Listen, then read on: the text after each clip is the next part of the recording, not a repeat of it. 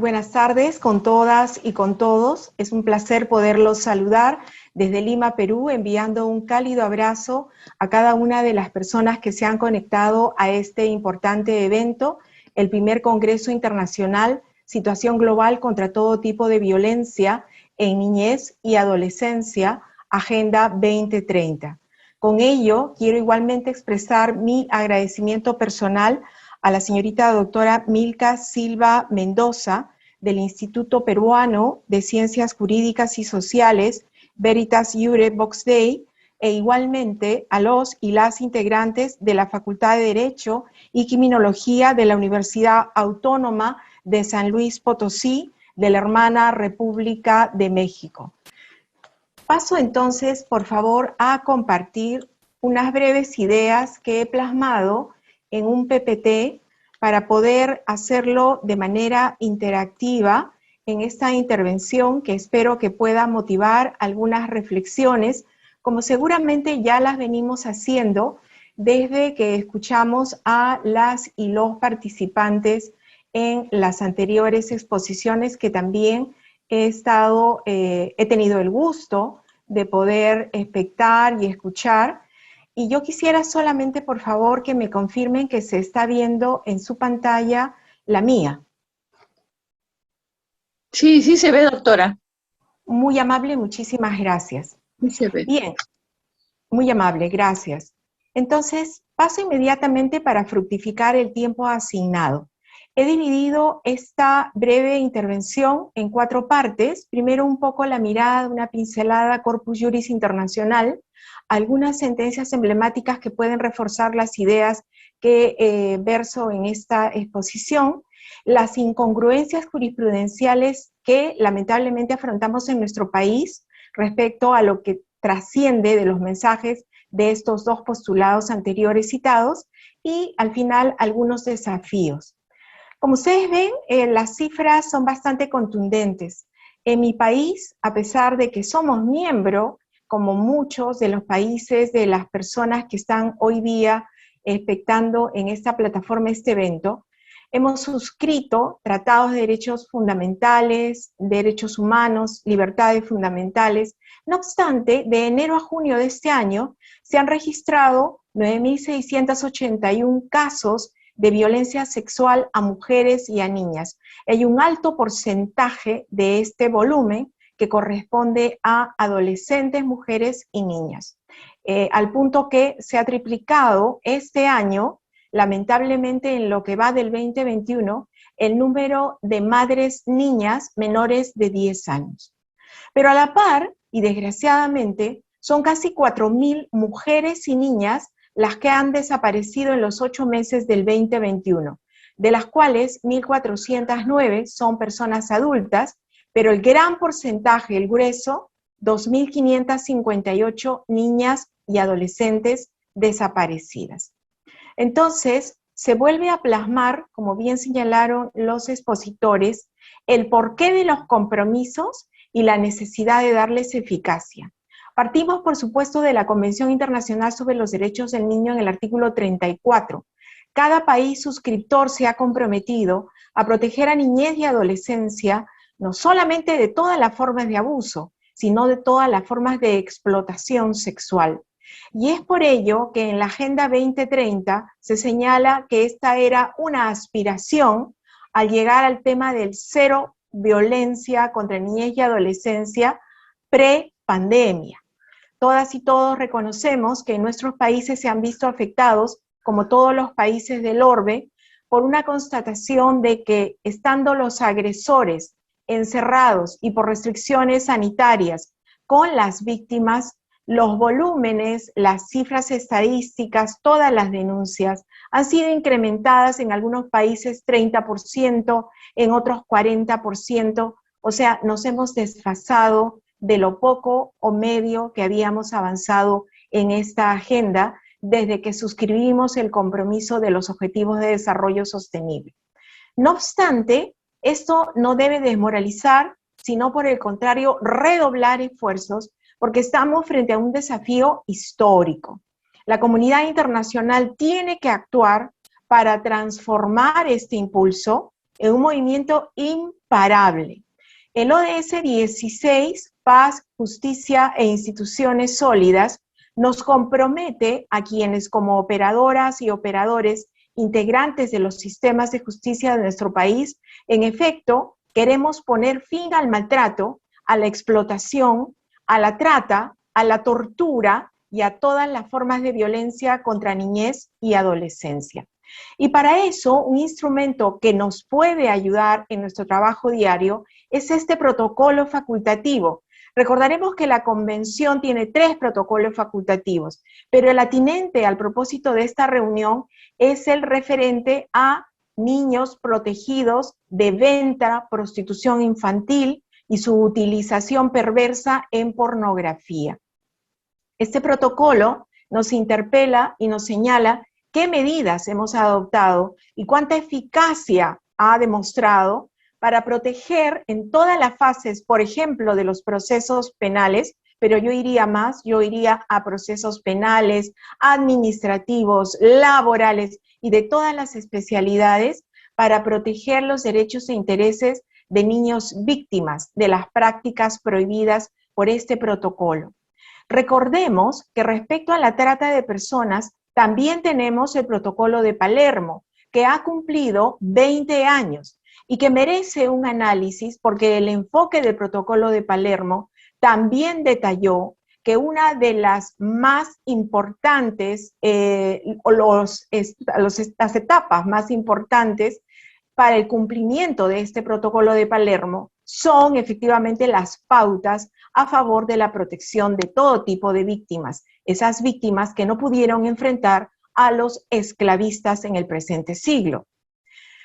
La pornografía infantil, este monstruo que amenaza a muchas y muchos de nuestros niños, niñas y adolescentes, efectivamente tiene una perversa influencia porque hoy que nos reunimos gracias a los medios telemáticos, y esto lo estamos viviendo aceleradamente desde el COVID-19, bueno, pues desgraciadamente no podremos dejar de reconocer que esto también ha permitido que se desarrolle por parte del lado oscuro una influencia perversa para incrementar el uso y la extensión de todos los sistemas telemáticos también en lo que se conoce como la dark web.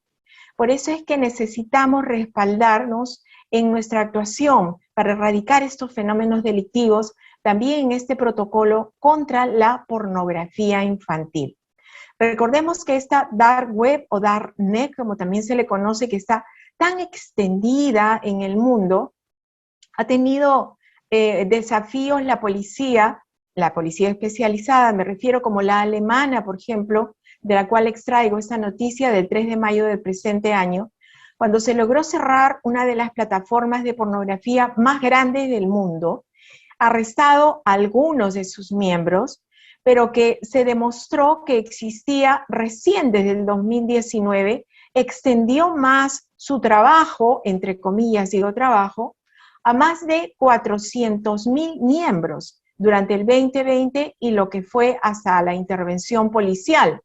Y efectivamente estaba configurada, miren esta perversa predisposición para el intercambio mundial de pornografía, como desarrolló la Policía Federal, y que permitía a los usuarios comunicarse con otros para compartir estas imágenes, ¿no? Un abuso sexual muy grave, incluso de niños pequeños. Entonces, quiero retrotraerme nuevamente a los postulados de este protocolo facultativo. Nuestro trabajo dentro de los sistemas de justicia es prestar la debida asistencia durante todo el proceso a los niños, las niñas víctimas. Recordemos que en términos ONU, cuando se utiliza la frase o la palabra niños, engloba niñez y adolescencia.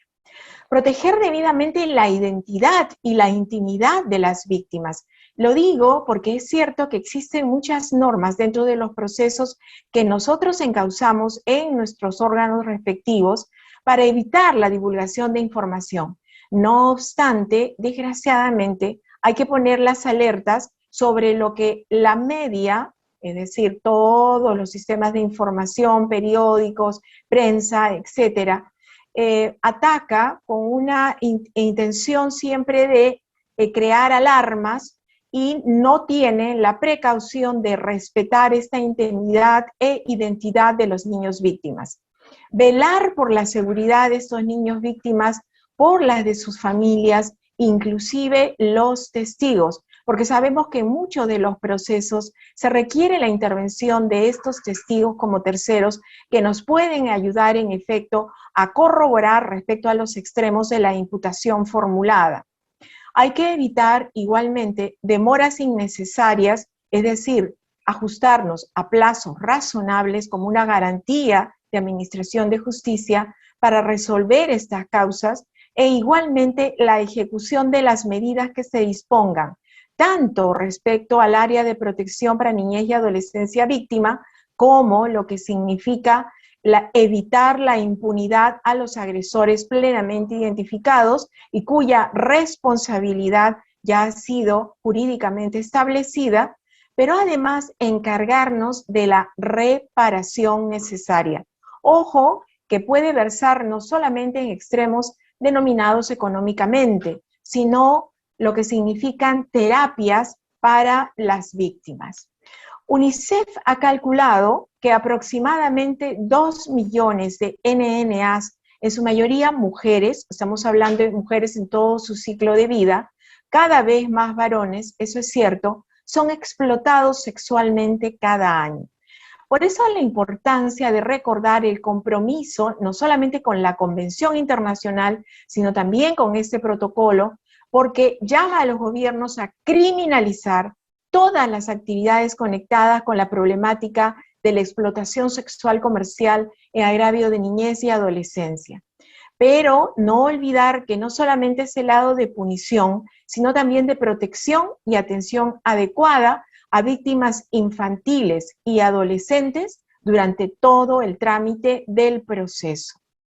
Hay que recordar que los factores de riesgo que desgraciadamente convierten en víctimas a la niñez y adolescencia deben hacerse de conocimiento, porque esto es aplicable no solamente del sistema de justicia, sino también para lo que significa la prevención como una tarea ex ante que nos debe comprometer a todas las instituciones e igualmente a la sociedad en su conjunto.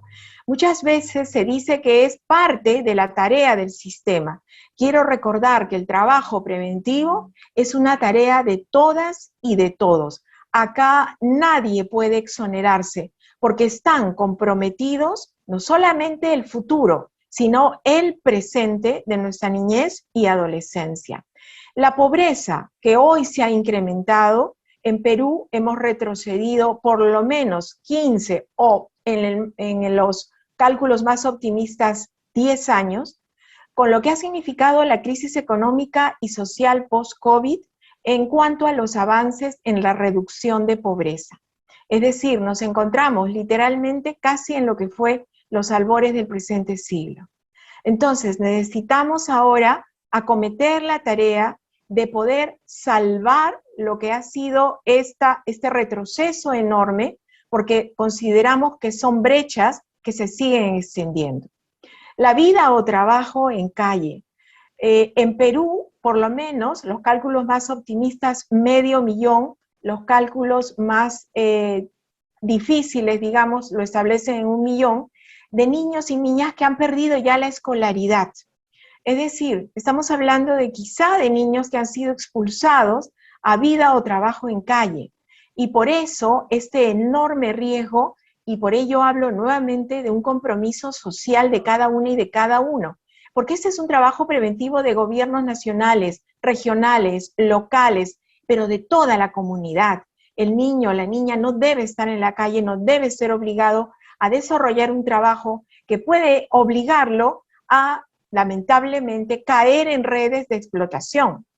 La discriminación y exclusión social, como lo dijo la Comisión Interamericana de Derechos Humanos en la Resolución 1/2020, América Latina es una de las regiones donde existe mayor discriminación en el mundo.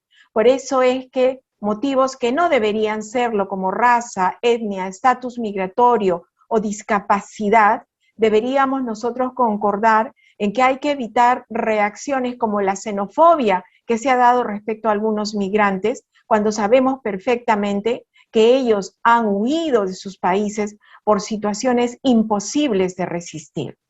Códigos y prácticas de género y sexualidad que radican en estereotipos culturales, desgraciadamente aún prevalecientes en nuestras sociedades, deben ser erradicados. No olvidemos que la presión social o de los pares cuando se trata de adolescentes, a veces para ellos no es fácil de controlar y la falta de acceso a la educación es un fenómeno que debemos erradicar.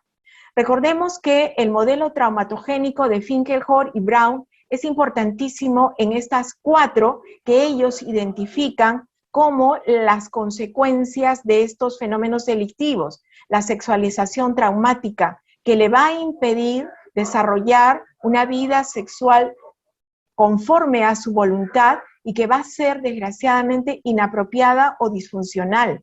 La traición, esa dinámica que deviene de cuando el niño descubre que alguien de su entorno desgraciadamente le causa este daño. La indefensión y la estigmatización, que son procesos con connotaciones evidentemente negativas y por eso recordarlas al momento de establecer cuáles son las pautas de proceso y la dosimetría penal e incluso las medidas de protección para las víctimas. Recordemos que la Corte Penal Internacional en su estatuto nos brindó, como bien lo recogió la Corte Constitucional Colombiana en esta sentencia de tutela, que nosotros como operadoras y operadores no debemos, de la experiencia sexual anterior de cualquier víctima, inferir un consentimiento. Al contrario, la fuerza, la amenaza, la coacción que ejercen los vulneradores, los esclavistas, las personas que maltratan a nuestros niños, disminuyen evidentemente su capacidad y no se puede hablar de un consentimiento. Por eso es que es tan importante y en Perú lo hemos considerado al nivel de prioridad nacional en la Ley 30.920, la implementación progresiva de las cámaras de entrevista única o cámaras Gesell, como también se les conoce, porque queremos evitar que un niño pueda ser revictimizado en el sistema, 1, 2, pero además que sea atendido con las medidas de protección necesarias cuando brinda la única entrevista a la que debe ser efectivamente citado. El consentimiento, repito, como bien lo señala el estatuto y lo recoge la Corte Constitucional de Colombia, no puede inferirse de ninguna conducta de la víctima, no puede inferirse incluso de su silencio. Por eso, un compromiso más de las instituciones del sistema de justicia es evitar esta estigmatización secundaria con la reserva de las actuaciones, preservación de la identidad y promover efectivamente una única declaración. La Corte Interamericana de Derechos Humanos nos ha dado casos muy interesantes, sentencias emblemáticas. Yo solamente voy a dar unas pinceladas. Este caso, Guzmán Albarracín versus Ecuador, nos ha mostrado que el postulado de la vida libre de violencia, que efectivamente debería estar como prevaleciente también en el campo de la educación, fue vulnerado y sabemos que en los sistemas educativos pueden darse estos casos. Por ello requerimos también tomar en consideración, como se señaló en este otro pronunciamiento, el caso BRP, BPC y otros versus Nicaragua, que cuando se trata de atentados a la integridad sexual de niños, niñas y adolescentes, recordemos, se trata de una situación de poder, es decir, hay autoridad inclusive familiar, puede ser la paterna, el padrastro, etcétera, pero hay autoridad también desde las instituciones educativas o también autoridad dentro de la comunidad. Entonces, hay necesidad de revisar cuáles son los dispositivos que permiten estas condiciones sobre los interrogatorios, la participación de los NAs y poder valorar sus opiniones de acuerdo a su entendimiento y madurez. Para esto, una regla que también nos va a aportar es la regla de Brasilia número 78. Seguramente ustedes recordarán que la Cumbre Judicial Iberoamericana nos trajo estos postulados en las 100 reglas de Brasilia, en su texto actualizado del 2018. Y efectivamente esto es parte también a tomar en consideración para evitar ritualismos o formalismos innecesarios y facilitar comprensión adecuada frente a un niño o una niña que de repente puede presentar, además, como interseccionalmente puede apreciarse, junto con su edad, un tema de discapacidad o una proveniencia étnica o cultural diferente. Yo quiero recordar nada más algunas palabras del doctor experto independiente Sillero Bruñol. Si alguien tiene interés, la audiencia del caso BPC versus Nicaragua. Nosotros hemos adoptado en el Perú el Acuerdo Plenario 1-2011 para que se tome en consideración que se trata, en cuanto a delitos sexuales, de una categoría especial con particularidades propias. Y precisamente por ello, rechazar prejuicios o estereotipos de género que atenten contra la dignidad de las víctimas.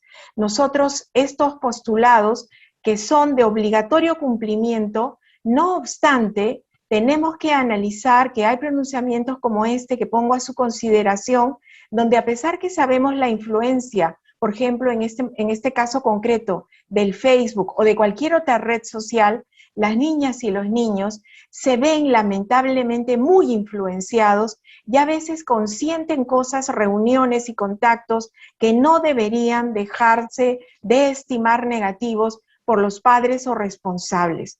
Por eso, los acuerdos plenarios, repito, desde la Corte Suprema, son muy importantes para valorar, por ejemplo, este tipo de declaraciones de las víctimas, donde la ausencia de incredibilidad subjetiva, los datos objetivos que permitan la corroboración periférica y la coherencia del testimonio, inclusive cuando se trata de agraviados o víctimas, es necesario analizarlo dentro del caudal probatorio. Hay leyes específicas y creo que muchos de nosotros estamos seguramente en la misma sintonía de prohibición de confrontación cuando se trata de una víctima de niñez o adolescencia, prohibición de la concurrencia de un NNA a la reconstrucción de hechos, un examen médico legal donde se le brinde efectivamente la seguridad en cuanto a la identidad, en cuanto al trato y efectivamente en cuanto a los alcances de estas evaluaciones. Yo creo, y ya con esto voy cerrando para no sobrepasar mis tiempos, que es importantísimo recordar que solo excepcionalmente puede volver a declarar una criatura y que los factores que inciden en las consecuencias de la violencia sexual son variados, son múltiples, se han incrementado hoy desgraciadamente como efecto de la pandemia, donde hemos sabido de muchísimos casos donde en el encierro el incremento del número de denuncias ha sido desgraciadamente más que alarmante. Tenemos que generar una red de prevención, pero ayudar a crear resiliencia en nuestros niños. Necesitamos sobrepasar estos índices de tolerancia social a la violencia hacia niñez y adolescencia, que en mi país, lamentablemente, como lo ven en la diapositiva, asciende a un 58,5%. Es decir, todavía hay que cambiar estereotipos. Existen muchos factores de riesgo que se concatenan de la violencia sexual contra NNAs, que lo que nosotros analizamos como violencia de género, y que efectivamente tienen un común denominador en la discriminación, en el predominio del patriarcado, y por eso pensamos que es necesario que todos los estudios en materia de psicología cognitiva, en neurociencia, sean también de conocimiento de las y los operadores del sistema de justicia para que puedan también acercarse a la explicación, al origen de la problemática, pero también para habilitar mecanismos que permitan, que faciliten el acceso a la justicia y a la tutela jurisdiccional efectiva a nuestros niños, niñas y adolescentes. Este último pensamiento con el que termino es los peligros de Internet. Por favor, recordemos que ahora se están creando nuevas adicciones. Esto ya lo decía UNICEF desde el 2017 en su informe anual, pero hoy, post pandemia, sabemos nosotros que se han incrementado. Jorge Baroudi nos dice en El dolor invisible de la infancia que que la experiencia clínica e investigaciones nos muestran que el abuso sexual en más del 80% era cometido por personas conocidas por la víctima, muchas veces miembros de su familia. Tenemos que prevenir, actuar ex ante y no lamentarnos de una actuación de estos que son los agravios de nuestra niñez y adolescencia. Muchas gracias.